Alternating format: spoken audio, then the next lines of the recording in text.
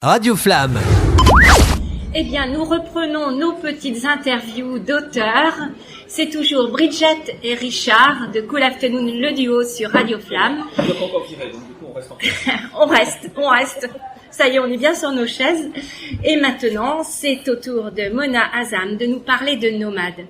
Alors, j'aime déjà, parce que je viens de lire la 4e de couverture et je sens la poésie. Votre écriture, c'est un roman, mais ça semble très poétique. C'est votre fibre, votre sensibilité d'écrire de cette manière-là? Tout à fait. Je pense qu'aujourd'hui, le monde a besoin de beauté, plus que jamais, de poésie. La poésie sauvera le monde, seule la poésie. Je crois en la puissance du verbe, la puissance du mot, la musicalité de la langue. Et effectivement, j'écris des romans, mais il y a toujours une sensibilité poétique. Je suis venue à l'écriture par la poésie d'abord. Et dans ce roman, il est question d'Afrique, de dunes, de ça. Vous savez qu'on en a des très belles par ici. Les dunes de Biville, elles sont magnifiques. Tout à fait. Et là, vous parlez de thé. Le thé à la menthe, Le thé des nomades, c'est peut-être contradictoire de boire une boisson chaude quand on est dans le désert, mais au contraire, ça rafraîchit. Et puis ce thé, il a un goût d'absolu et d'éternité, parce que le désert, c'est l'éternité, c'est l'immensité, c'est ce qu'aucun homme ne pourra jamais détruire, vraiment. Ça se passe au Mali, on est dans un roman qui met en avant un personnage, Adama, Adam, c'est le premier homme, et Adama est en fait déchiré entre le poids des traditions et le monde qui change, mais le désert, lui, est immuable. Et malgré la folie de Hakmi, le terrorisme et la montée de la violence, le désert, c'est la permanence, c'est la vie finalement. Donc vous allez raconter dans ce roman sa vie, son aventure, un moment de sa vie. Comment avez-vous découpé un petit peu Alors c'est découpé en actes, en 3 actes, puisqu'il y a une première partie où Adama, sa mère a conçu pour lui un destin qui est d'apprendre à lire et à écrire, parce que ce n'est que par les études qu'il s'en sortira.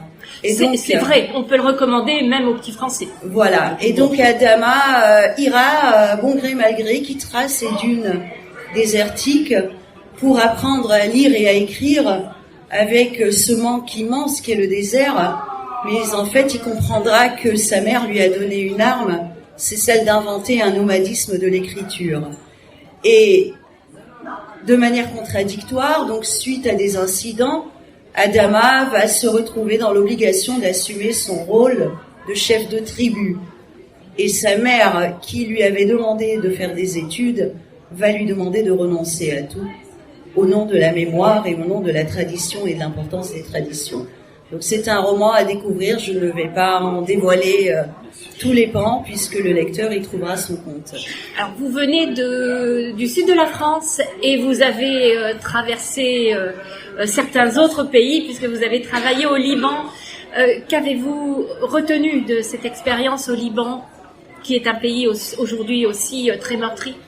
Alors je suis née en Afrique déjà, donc j'ai grandi en Afrique, en Côte d'Ivoire, au Sénégal.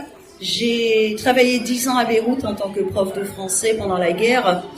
Et aujourd'hui, j'assiste à la mort d'un pays qu'on a abandonné malheureusement, qui était le dernier bastion francophone au Moyen-Orient, la Suisse de l'Orient, qui aujourd'hui a plongé dans les ténèbres. J'en appelle aux politiques. On ne peut pas lâcher ce pays. C'est vrai qu'il n'y a plus d'économie, c'est catastrophique. La vie des gens là-bas est très compliquée. Exactement. Et quand je vois ce qui se passe en Ukraine aujourd'hui, ça me bouleverse encore plus, quoi. J'ai connu la guerre, je sais ce que c'est.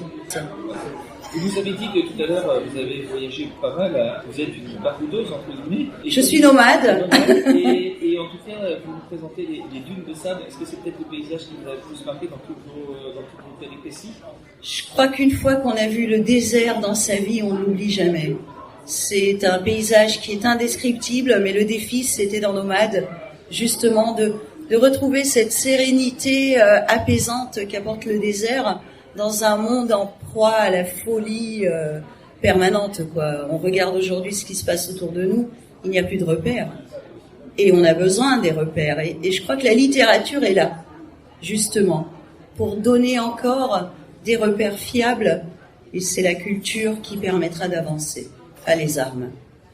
Eh bien, merci beaucoup, Mona Azam. Je rappelle le titre de votre roman Nomade. Chez Vibration Édition. Et c'est une vraie oasis.